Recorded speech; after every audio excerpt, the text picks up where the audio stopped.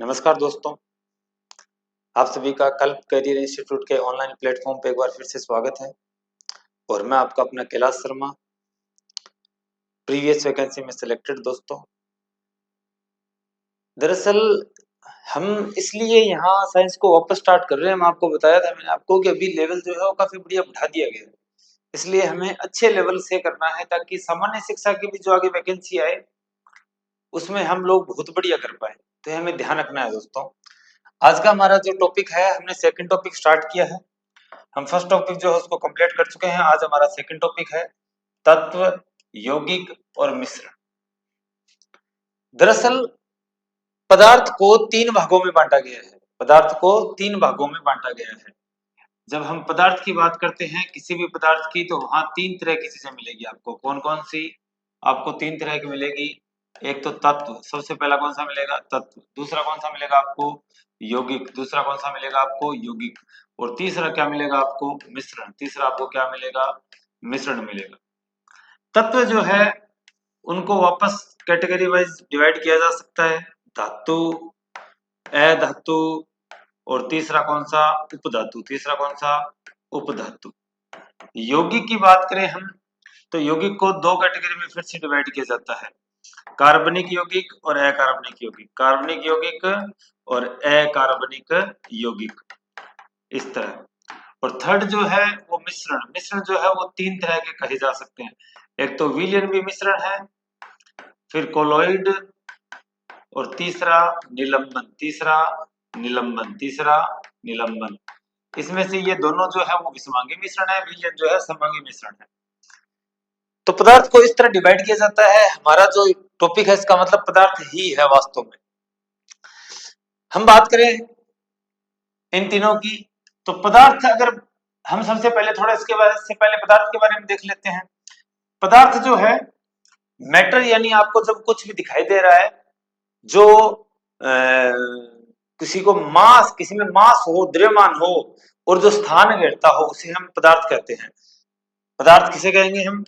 पदार्थ की exact definition किसको बोलेंगे हम? जिसमें क्या हो? द्रव्यमान हो। जिसमें क्या हो? द्रव्यमान हो। द्रव्यमान के अलावा क्या हो? जो स्थान घेरे, जो स्थान घेरे, जो स्थान घेरता हो, उसे हम क्या कहेंगे? पदार्थ। क्या कहेंगे? पदार्थ कहेंगे। अब अगर हम बात करें पदार्थ की अवस्था की, किसकी बात करें? पदार्थ की अवस्था की बात करें। पदार्थ की सामान्यतः हमें देखें तो तीन अवस्थाएं देखने को मिलती है। सामान्य तौर पर हमें तीन ही अवस्थाएं देखने को मिलती है। सबसे पहले कौन सी? गैस। कौन सी? गैस। दूसरी कौन सी? द्रव। दूसरी कौन सी? द्रव। और तीसरी कौन सी? ठोस। तीसरी कौन सी? ठोस। अगर हम बात करें द्रव अवस्था की, गैसीय अवस्था की बात करें, अवयवी कणों की बात करें, अवयवी कणों की बात करें, अवयवी कणों की बात करें, तो इसमें अवयवी कण क्या होते हैं? दूर दूर। क्या होते हैं? दूर दूर। इसमें क्या होते हैं? तुलनात्मक नजदीक होते हैं। इसमें बहुत पास होते हैं। और इसमें क्या होते हैं? ठोस में बहुत नजदीक नजदीक होते हैं। ठीक है, ये सॉरी अवयवी कणों की दूरी होती है अपनी। ठीक है। आयतन की बात करें तो आयतन और आकार की बात करें, आयतन और आकार की बात करें, आयतन जो होता है वो गैस का क्या होता है? अनिश्चित। क्या होता है? अनिश्चित होता है। और आकार भी क्या होता है? अनिश्चित। गिलास में डालोगे गिलास की तरह, अगर एक डीओ अगर एक बोतल में बंद है और उसको फिर अपने लोगों ने स्प्रे कर दिया इस रूम में, तो उसका आयतन इस रूम के बराबर हो जाता है। पहले उसके जितना था, उस बोतल जितना, अब इस रूम का जितना। और बोतल में पड़ा है तो वो भी इसके साथ काउंट हो रहा है। तो मतलब आयतन भी अनिश्चित है। द्रव का आयतन क्या होता है? निश्चित होता है। द्रव का आयतन क्या होता है? निश्चित होता है। लेकिन आकार क्या होता है? अनिश्चित होता है। कैसे? कि आपने गिलास में डाला तो गिलास जैसा, पानी रे पानी तेरा रंग कैसा, जिसमें डालो वैसा। आकार की बात कर रहे हैं हम। ठीक है। ठोस की बात करते हैं, दोनों क्या होते हैं? आयतन और आकार निश्चित होते हैं। आयतन आकार क्या होते हैं? निश्चित होते हैं। अगर आप आकर्षण बल की बात करो, किसकी बात करो आप? आकर्षण बल की बात करो, तो यहाँ कम होगा, यहाँ ज्यादा होगा, और ठोस में क्या होगा? बहुत ज्यादा। ठोस में क्या होता है? बहुत ज्यादा होता है। ठोस भी हालांकि कई प्रकार के होते हैं। अगर आप बात करो किसकी? ठोस के प्रकार की। किसके प्रकार की बात करते हैं? ठोस के प्रकार की। तो ठोस भी कई प्रकार के हैं, जैसे कि आयनिक ठोस, सहसंयोजी ठोस, धात्विक ठोस और आणविक ठोस आपको शायद यहाँ दिखाई दे रहा होगा, ये आणविक ठोस। ये भी ठोस के 4 प्रकार हैं। आयनिक यौगिक जो सोडियम क्लोराइड, जैसे इसका एग्जांपल है सोडियम जो इलेक्ट्रॉन दे रहा है क्लोरीन को, सोडियम क्या कर रहा है, क्लोरीन को इलेक्ट्रॉन दे रहा है और NaCl बना रहा है, तो ये आयनिक यौगिक हो गया। इसके भी क्या होते हैं, इसके गलनांक क्वथनांक ज्यादा होते हैं और सामान्य अवस्था में विद्युत धारा का प्रवाह नहीं करता, लेकिन विजन अवस्था में विद्युत धारा प्रवाह करता है।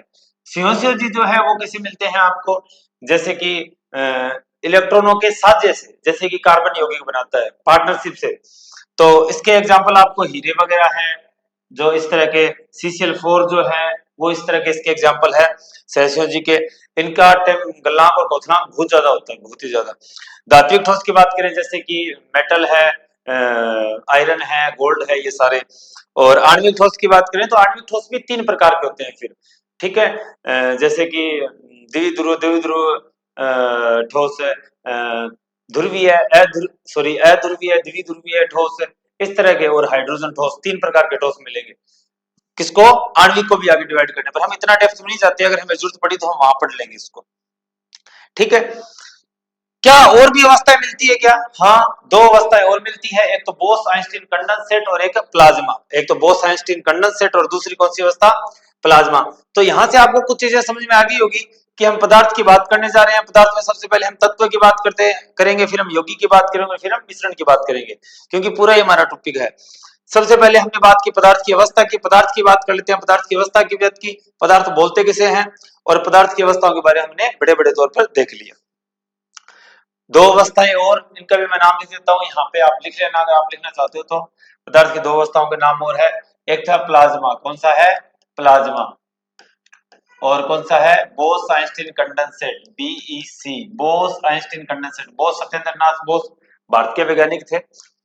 9वीं क्लास की विज्ञान की किताब के अंदर ये पहले लेसन में जिक्र है BEC का, इसलिए बतानी जरूरी हो जाती है, बोस आइंस्टीन कंडेंसेट। प्लाज्मा अवस्था बहुत ज्यादा टेम्परेचर पर ये अवस्थाएं मिलती है, जैसे कि सूरज के ऊपर बल्ब वगैरह के अंदर जब टेम्परेचर ज्यादा हो जाए तो अंदर जो गैस है वो भी इसी अवस्था में रहती है, ये खुद लाइट इमिट करती है, खुद क्या करती है, लाइट इमिट करती है, बाहर निकालती है। बोस आइंस्टीन कंडेंसेट, ताप और दाब के साथ अत्यधिक खिलवाड़ के बाद इस तरह की परिस्थितियां पैदा होती है। बहुत कम ताप कर दिया जाए, बहुत ज्यादा दाब कर दिया जाए, तब आपको क्या मिलती है, बोस आइंस्टीन जैसी, कंडेंसेट जैसी अवस्थाएं मिलती है। हम इनको ज्यादा डेप्थ में नहीं पढ़ेंगे, बड़े बड़े तौर पर, ठीक है। ये हमारे पास चीजें आ चुकी है। अब हम बात करते हैं आगे तत्व की। किसकी बात करते हैं हम आगे, तत्व की बात करते हैं। तत्व से पहले थोड़ा संपीड़िता और विसरण के बारे में बात कर लेते हैं। संपीड़िता मतलब कि किसी को कितना दबाया जा सकता है, कंप्रेसिबिलिटी। क्या होती है संपीड़िता, कंप्रेसिबिलिटी। क्या होती है, कंप्रेसिबिलिटी। और डिफ्यूजन विसरण होता है, डिफ्यूजन क्या होता है, विसरण होता है। तो कंप्रेसिबिलिटी मतलब कि कितना दबाया जा सकता है। अब जितना ज्यादा पार्टिकल के बीच में जगह है उतना ही ज्यादा उसको दबाया जा सकता है। इसका मतलब सबसे ज्यादा आपको संपीड़ितता किसकी मिलेगी, गैस की, उससे कम किसकी मिलेगी, द्रव की, और उससे कम किसकी मिलेगी, ठोस की मिलेगी। किसकी मिलेगी, ठोस की मिलेगी। विसरण की बात करते हैं तो विसरण होता है कि पदार्थों का अपनी उच्च सांद्रता से निम्न सांद्रता की ओर गमन करना। उच्च सांद्रता से निम्न सांद्रता की ओर गमन करना, निम्न सांद्रता की ओर गमन करना, निम्न सांद्रता की ओर गमन करना, मूव करना। ये कैसे करेंगे, जो जितना भारी होगा वो उतना स्लो मूव करेगा। जैसे कि बात करें, हाइड्रोजन सबसे ज्यादा मूव करेगी, उसके बाद हीलियम उससे कम मूव करेगी, नाइट्रोजन मूव करेगी, उसके बाद कौन कर रहा है, ऑक्सीजन है। तो भारी होने के साथ साथ, भारी होने के साथ साथ इसका मतलब विसरण की दर, विसरण की दर, विसरण की दर जो है वो समानुपाती होगी किसके, व्युत्क्रमानुपाती होगी किसके, द्रव्यमान के। द्रव्यमान ज्यादा तो विसरण की दर क्या होगी, कम होगी। विसरण की जैसी एक घटना और होती है, मैं यहाँ आपको बता देता हूँ थोड़ा सा, प्रासरण। कौन सी, प्रासरण। लेकिन प्रासरण की घटना में क्या फर्क रहता है, प्रासरण में और विसरण में एक फर्क है। क्या फर्क है कि प्रासरण जो है वो सेमी परमिएबल मेम्ब्रेन के थ्रू ही पॉसिबल है, अर्ध पारगम्य झिल्ली होनी चाहिए। क्या होनी चाहिए, अर्ध पारगम्य झिल्ली, अर्ध पारगम्य झिल्ली होनी चाहिए। अगर ये नहीं है तो परासरण नहीं होगा, परासरण नहीं कहा जा सकता। दूसरा, यहाँ क्या होता है कि विलायक के कण गति करते हैं। किसके कण गति करते हैं? विलायक के कण गति करते हैं। किसके कण गति करते हैं? विलायक के कण मूव करते हैं। और कहां से कहां? शुद्ध विलायक से। कहां से कहां? शुद्ध विलायक से विलयन की ओर, शुद्ध विलायक से विलयन की ओर गति करते हैं। ठीक है, संपीड़िता और विसरण हो चुका है अपना। अब हम चलते हैं आगे। अब आते हैं किस पर? तत्व पर। किस पर आते हैं? तत्व पर। तत्व की बात करते हैं। तत्व जो शब्द है, तत्व जो शब्द है, यह शब्द दिया गया था किसके द्वारा?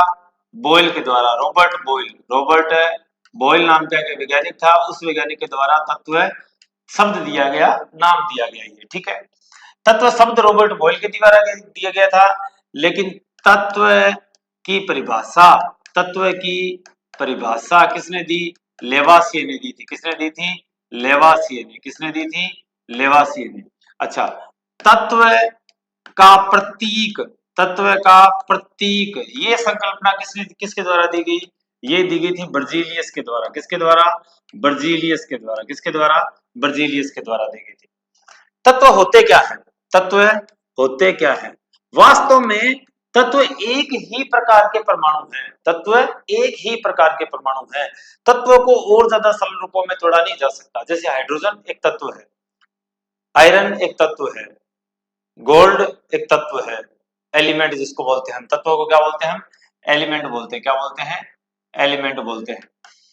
तो तत्व जो है वो क्या होते हैं? एक ही प्रकार के परमाणु। एक ही प्रकार के परमाणु बोलेंगे हम, क्या होगा? एक ही प्रकार के परमाणु। अच्छा, रासायनिक या भौतिक प्रक्रमों के द्वारा, रासायनिक अथवा भौतिक, अथवा भौतिक, भौतिक प्रक्रमों के द्वारा, प्रक्रमों के द्वारा, के द्वारा और ज्यादा छोटे हिस्सों में नहीं तोड़ा जा सकता। छोटे हिस्से में नहीं बदला जा सकता, छोटे हिस्से में नहीं तोड़ा जा सकता। दोस्तों, प्रश्न आता है, प्रश्न आता है, और बड़े से बड़े, मैंने देखा है, मेरे साथ आज एक टीचर है जो गवर्नमेंट जॉब में है, बट ये क्वेश्चन जो आया था, एक क्वेश्चन आया था यौगिक के ऊपर, तत्व के ऊपर पहचानना था यौगिक कौन सा वगैरह कौन सा। तो वो प्रश्न उनका भी गलत हुआ था और काफी ज्यादा उनकी तैयारी थी और रियल में टैलेंटेड भी थे, शार्प माइंड था। ऐसे स्टूडेंट्स तो वैसे भी बहुत कम होते हैं। तो ये याद रखना कि तत्वों को पहचानना हो तो आप एक ही प्रकार के परमाणु देखना, एक ही तरह का होना चाहिए, दूसरा नहीं होना चाहिए। वही क्या होगा? तत्व होगा। वही क्या होगा? तत्व होगा। हमने देखे हैं तत्व, जैसे कि हाइड्रोजन तत्व है, जैसे कि गोल्ड क्या है? एलिमेंट है, जैसे कि आयरन एलिमेंट है, जैसे कि निकल एलिमेंट है। ये आपको जो सारे प्रतीक दिखाई दे रहे हैं, सारे के सारे तत्व है, सारे के सारे क्या है? तत्व है। तो यहाँ हम तत्व के बारे में थोड़ा बहुत हमने जानकारी ली है, और ये तत्व हमारा, हमने तत्वों को डिवाइड किया है किस किस में? तत्वों को हमने डिवाइड किया है धातु, अधातु, उपधातु में। अधातु, धातु, अधातु, उपधातु में। तो हम पढ़ेंगे धातुओं के बारे में। आगे बढ़ते हैं। हमारा नेक्स्ट टॉपिक है दोस्तों मेटल, धातु। धातु किसे कहते हैं? वे तत्व, वे तत्व जो इलेक्ट्रॉन त्याग कर, जो इलेक्ट्रॉन त्याग कर क्या बनाए? धनायन बनाए। क्या बनाए? धनायन का निर्माण करे, धनायन का निर्माण करे। वे तत्व जो इलेक्ट्रॉन त्याग कर धनायन का निर्माण करते हैं, उन्हें क्या कहते हैं? धातु कहते हैं। ये है धातु की परिभाषा। ये क्या है? धातु की परिभाषा। धातु के गुण तो बहुत सारे हैं, धातु के गुण तो बहुत ही सारे हैं। जैसे कि सबसे पहला आघात वर्धनीयता, जैसे कि सबसे पहला आघात वर्धनीयता। आघात वर्धनीयता मतलब है चद्दर के रूप में करना, चद्दर के रूप में करना। तो चद्दर के रूप में कैसे? चद्दर के रूप में कैसे किया जाता है? पीट कर किया जाता है। कैसे किया जाता है? पीट कर किया जाता है। आप जैसे भी देखेंगे, जैसे पतली पतली फॉइल मिलती है, वो सभी मेटल की मिलती है, क्योंकि इन्हीं में गुण मिलता है आघात वर्धनीयता का। ये आघात वर्धनीयता का गुण है, चद्दर के रूप में पीटा जाता है, तभी ये पीटा जाता है तो चद्दर के रूप में जाते हैं। जैसे कि आप गोल्ड को देख लो। अच्छा, एल्यूमिनियम की फॉइल, गोल्ड की फॉइल का यूज किया गया था रदरफोर्ड में। रदरफोर्ड ने जो एक्सपेरिमेंट किया था 10⁻⁷ मीटर उसकी क्या थी, उसकी मोटाई थी। इतना पतला इसी को किया जा सकता है और किसी को नहीं किया जा सकता गोल्ड को। बाद में बात करते हैं दूसरी किसकी, तन्यता की। किसकी बात करते हैं, तन्यता की। तन्यता मतलब तार के रूप में खींचना, तार के रूप में खींचना, तार के रूप में खींचना। अच्छा, इसका भी बेस्ट एग्जांपल कौन है, गोल्ड है। 1 ग्राम तार से 2 किलोमीटर लंबा तार खींचा जा सकता है। कमाल की बात है, बहुत ही सरप्राइजिंग फैक्ट है। बट ये फैक्ट मेरे हिसाब से तो नहीं पूछने वाले, क्योंकि जगह जगह आ रखा है ये फैक्ट। ध्वनिकता, नेक्स्ट क्या है, ध्वनिकता। और ध्वनिकता जिसको क्या बोलते हैं हम साथ में, सोनोरस। क्या बोलते हैं, सोनोरस। यानी कि चोट करने पर आवाज, चोट करने पर आवाज, चोट करने पर आवाज पैदा करते हैं। अलग अलग धातु अलग अलग आवाज करेंगे, अलग अलग धातु अलग अलग आवाज करेंगे, एक जैसी आवाज नहीं करेंगे। चमक, क्या, चमक। सभी के पास खुद की क्या होती है, धात्विक चमक होती है। सभी के पास खुद की क्या होती है, धात्विक चमक मिलेगी आपको, सभी के पास मिलेगी जो मेटल होंगी वो। उसके बाद है चालकता, उसके बाद है चालकता। तो धातुएं, धातुएं उष्मा, धातुएं उष्मा तथा, उष्मा तथा धारा की चालक होती है, धारा की चालक होती है, धारा की चालक होती है।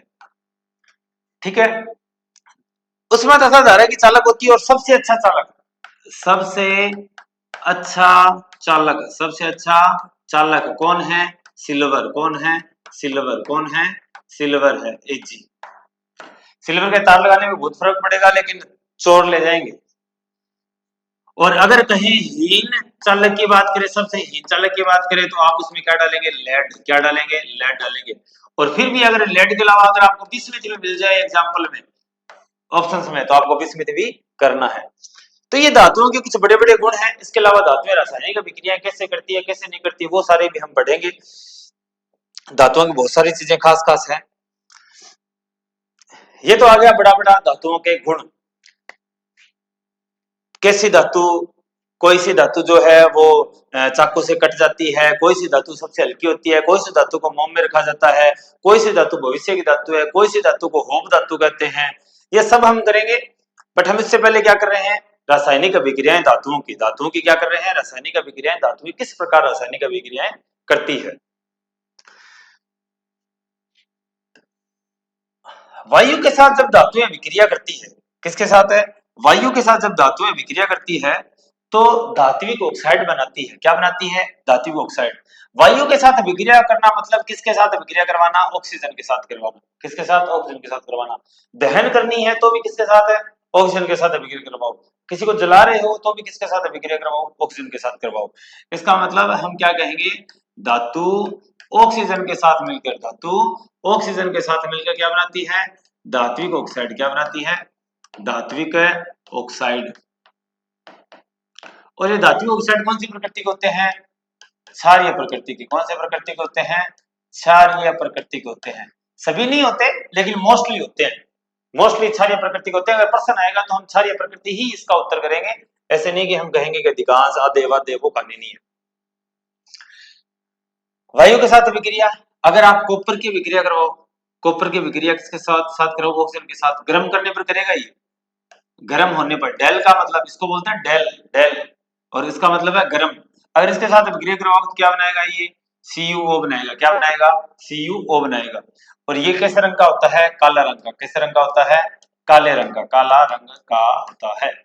ठीक है, इसके अलावा आयरन जो है, ये सारी भी विक्रिया कर लेते हैं ऑक्सीजन के साथ है, और H2O के साथ। ये जंग तो बनाते ही बनाते हैं।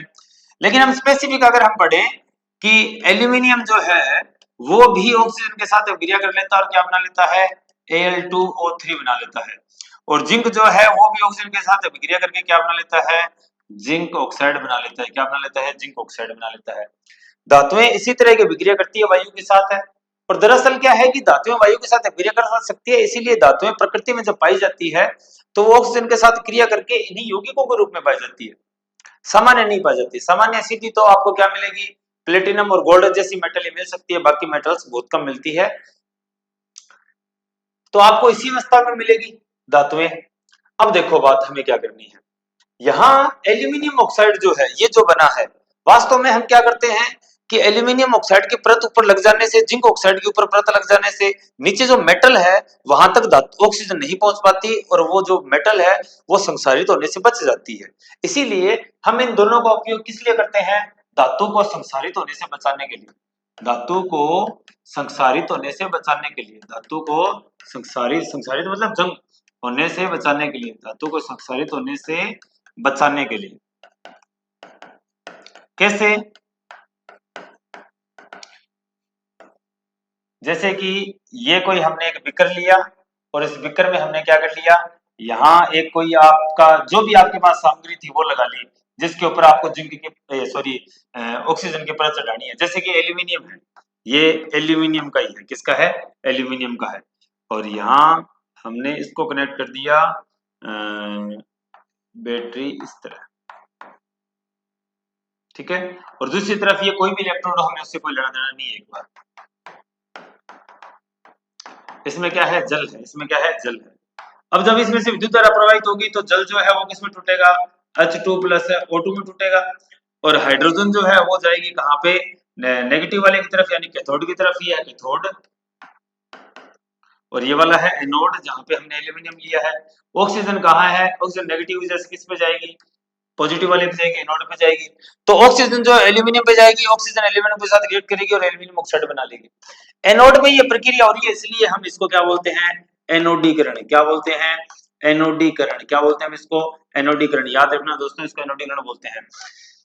तो एल्यूमिनियम पर ऑक्साइड की परत बन गई, अब एल्यूमिनियम की ऑक्साइड की जो परत है वो मेन एल्यूमिनियम को संक्षारित होने से बचा लेगी, इसीलिए इसको हम क्या बोलते हैं, एनोडीकरण बोलते हैं, धातु को संक्षारित होने से बचाने के लिए इसका उपयोग किया जाता है। जिंक की तो आपने पढ़ाई होगा, जिंक की परत चढ़ाते हैं लोहे के ऊपर, इसे हम क्या बोलते हैं, यसद लेपन, क्या बोलते हैं हम इसको, यसद लेपन बोलते हैं, क्या बोलते हैं हम इसको, यसद लेपन बोलते हैं। ये भी धातुओं को संक्षारित होने से बचाने के लिए काम में आती है। तो सामान्यतः धातुओं की विक्रियाएं वायु के साथ हम कर चुके हैं। नेक्स्ट अपने चलते हैं, धातु के साथ है जल की विक्रिया। धातु के साथ जल की विक्रिया जो है वो अलग अलग तरह से होती है, अलग अलग प्रकार की धातुएं अलग अलग तरह से रिएक्ट करती है। 3 प्रकार की विक्रियाएं हम पढ़ेंगे इसके अंदर। सबसे ज्यादा विक्रियाशील धातुएं कैसे जल के साथ विक्रिया करती है, मध्यम विक्रियाशील धातुएं कैसे विक्रिया करती है, और सबसे कम विक्रियाशील धातुएं किस तरह विक्रियाएं करती है। तो सबसे पहले हम पढ़ेंगे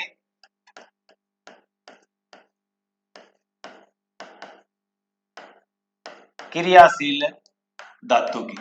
क्रियाशील धातु में हम किसको पढ़ेंगे, सोडियम को पढ़ रहे हैं और साथ में किसको पढ़ रहे हैं, पोटेशियम को। अगर आप इसको रिएक्शन करवाओ इसकी वाटर के साथ, किसके साथ है, वाटर के साथ, तो ये क्या करेगा, ये सोडियम हाइड्रोक्साइड बना लेगा, क्या बना लेगा, H2O जो है वो H प्लस और OH माइनस में रहेगा यहाँ पे, तो पोटेशियम भी इस तरह क्या बना लेगा, KOH बना लेगा।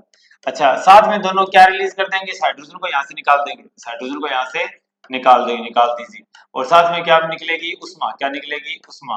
और ये जो उष्मा होती है ये इतनी पर्याप्त होती है कि ये हाइड्रोजन जो है वो आग पकड़ ले, हाइड्रोजन जो है आग पकड़ ले।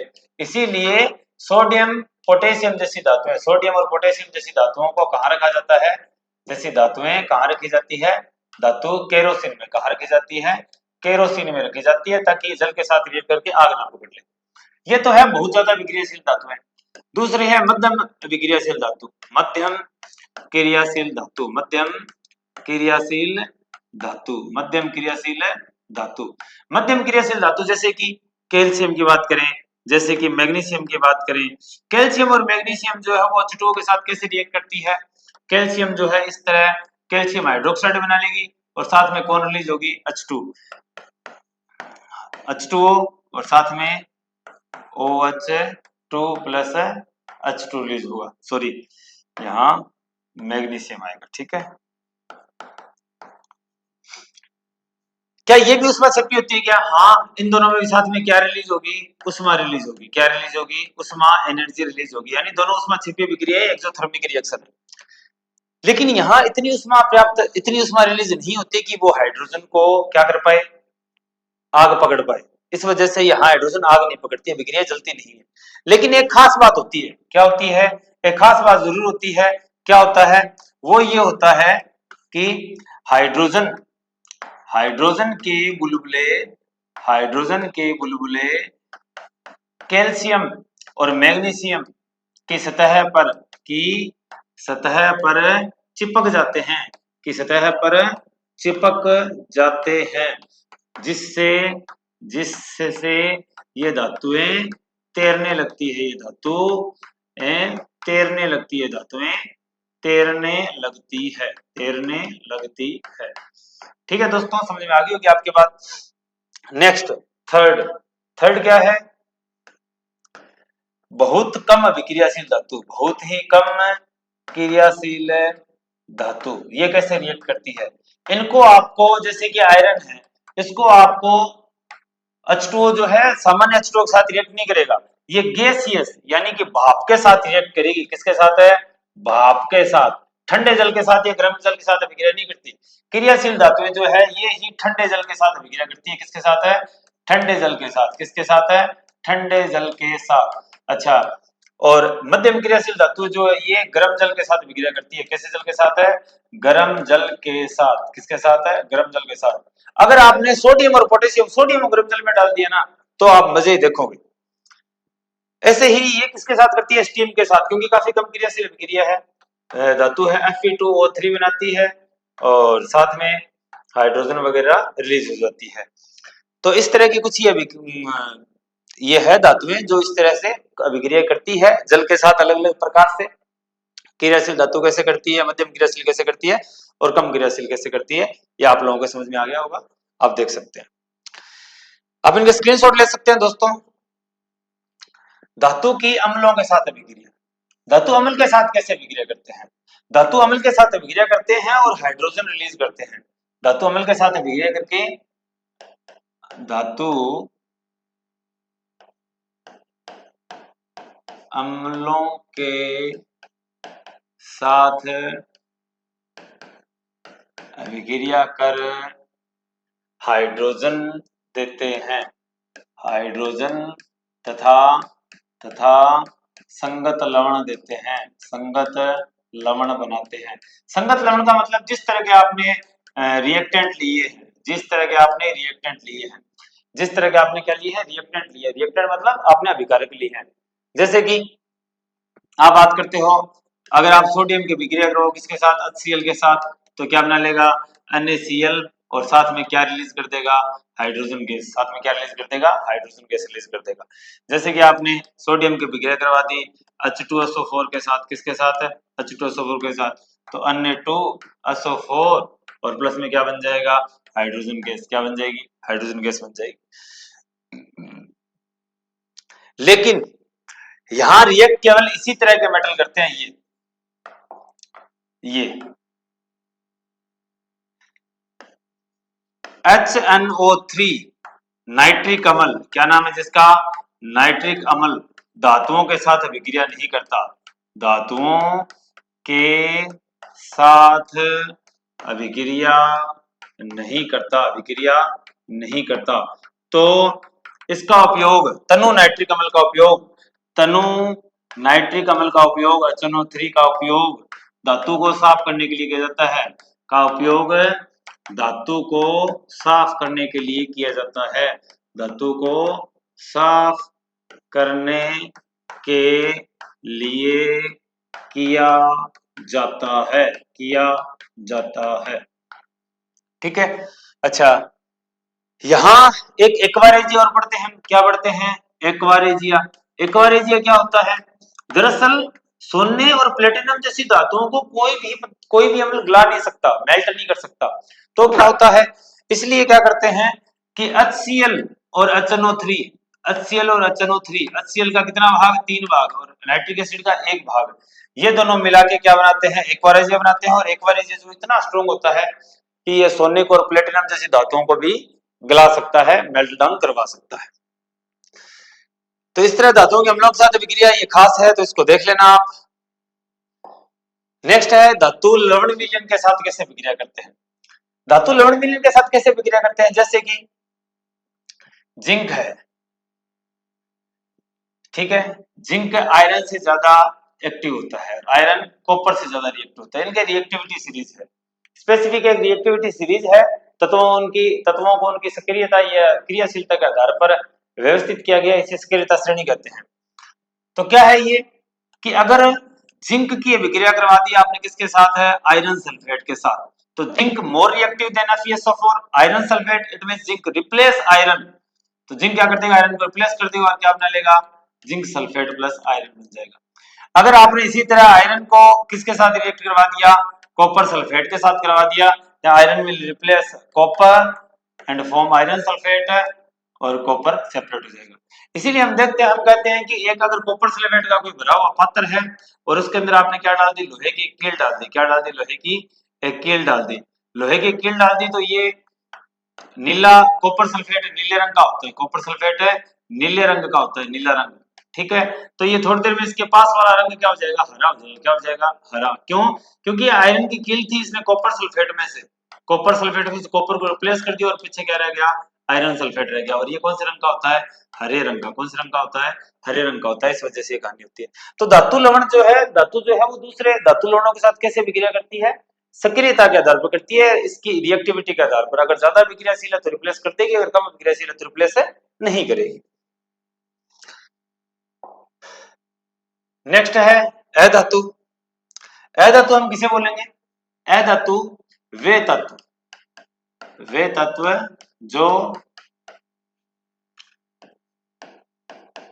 इलेक्ट्रॉन ग्रहण कर क्या बनाते हैं, ऋणायन बनाए, क्या बनाए, ऋणायन बनाते हैं, उन्हें क्या कहते हैं, ऋणायन बनाते हैं, क्या कहते हैं उन्हें, अधातु, क्या कहते हैं, अधातु कहते हैं। अधातुओं में और कुछ खास बात नहीं होती, अधातु जो होते हैं वो क्या होते हैं, अच्छा आघातवर्धनीयता मिलेगी क्या, नहीं मिलेगी, आघातवर्धनीयता मिलेगी क्या, नहीं मिलेगी जी, नहीं मिलेगी। तन्यता मिलेगी क्या, नहीं मिलेगी, तन्यता नहीं मिलेगी। चालकता, चालक चालकता चालकता नहीं मिलेगी। लेकिन अपवाद कौन है, अपवाद कौन है, हीरा, सॉरी ग्रेफाइट, कौन है, ग्रेफाइट, ठीक है। और सोनोरस, सोनोरस मतलब पीटने पर आवाज मिलेगी क्या, नहीं मिलेगी, आवाज नहीं मिलेगी। और बताइए, आप बताइए। और ऑलमोस्ट अपने धातुओं के तो अधातुओं के इतने गुण हैं। अधातु जो है वो मोस्टली क्या मिलेगी आपको, द्रव या गैसीय अवस्था में। कौन सी अवस्था में, गैसीय अवस्था में। मोस्टली तो आपको गैसीय अवस्था में मिलेगी, द्रव अवस्था में तो एक ही मिलेगी, कौन सी, ब्रोमीन। कौन सी मिलती है, ब्रोमीन मिलती है, ठीक है, ब्रोमीन द्रव अवस्था में रहती है। इसके अलावा कुछ एक चमकीली भी होती है, जैसे कि सल्फर जो है वो आपको कैसे रंग का मिलेगा, पीले रंग का मिलेगा। आपको जो क्लोरीन है वो, क्लोरीन जो है वो हरे रंग की मिलेगी, यानी कुछ कुछ हरा रंग होगा उसमें, पूरी हरी नहीं होती। आयोडीन जो है वो पर्पल कलर की होती है, कैसी कलर की, बैंगनी कलर की। कौन सी कलर की, बैंगनी कलर की। अच्छा सल्फर जो है वो आपको देख लो आप, ठोस भी मिलेगा आपको, क्या मिलेगा, ठोस मिलेगा आपको। अच्छा सल्फर के अलावा और कौन ठोस मिलता है, आयोडीन भी आपको ठोस मिलेगा, आयोडीन भी आपको क्या मिलेगा, ठोस मिलेगा, बिल्कुल मिलेगा, आयोडीन ठोस मिलता है। अच्छा सल्फर आयोडीन के अलावा कार्बन खुद जो है वो भी आपको ठोस मिलेगा, कार्बन में क्या मिलेगा, ठोस मिलेगा। तो ये ठोस अवस्था में पाई जाती है और द्रव अवस्था में एक पाई जाती है। बाकी गैसीय अवस्था में तो जैसे ऑक्सीजन है, नाइट्रोजन है, इस तरह की बहुत सारी धातुएं आपको, अधातुएं आपको मिलेगी। धातु और अधातु बड़ा बड़ा हम कंप्लीट कर चुके हैं। हालांकि बहुत सारी चीजें बचती है, धातुओं का निष्कर्षण बचता है। हमने एक बार धातु और अधातु का ओवरव्यू लिया है, हमने सामान्य धातुओं की विक्रियाएं पढ़ी है और हम इसके बाद धातुओं का निष्कर्षण पढ़ेंगे। और उससे पहले हम क्या कर लेते हैं, उपधातु, हमारा जो एक टॉपिक है यहाँ उपधातु, उसके बारे में भी हम कर लेते हैं। उपधातु अपना टॉपिक है, कौन सा, उपधातु। उपधातु जो है वो क्या है, जिनमें न तो धातु और न अधातु के गुण होते हैं। धातु और अधातु दोनों में शामिल नहीं होते, दोनों में शामिल नहीं होते। तो कुछ गुण धातुओं के और कुछ अधातुओं के, कुछ गुण किसके होते हैं, धातु के, तथा कुछ कुछ अधातु के, कुछ अधातु के, कुछ अधातु के गुण होते हैं, ठीक है। जैसे कि एग्जाम्पल की बात करते हैं, एग्जाम्पल मिलेगा अपने को बोरॉन, क्या मिलेगा? बोरोन, सिलिकॉन, कौन मिलेगा? बोरोन के बाद सिलिकॉन, सिलिकॉन के बाद कौन मिलेगा? जर्मेनियम, कौन मिलेगा? जर्मेनियम मिलेगा, जर्मेनियम के बाद कौन मिलेगा? एंटीमनी मिलेगा, कौन मिलेगा? एंटीमनी। ये एग्जांपल है किसके? उपधातुओं के। किसके? उपधातुओं के। ठीक है, तो धातु हो चुका है हमारा, अधातु हो चुका है, उपधातु हो चुका है, धातुओं का निष्कर्षण बाकी है।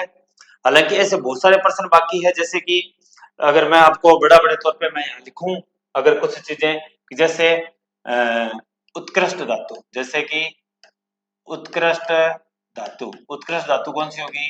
सोना, प्लेटिनम, सोना, प्लेटिनम। ठीक है, अच्छा भविष्य की धातु कौन सी?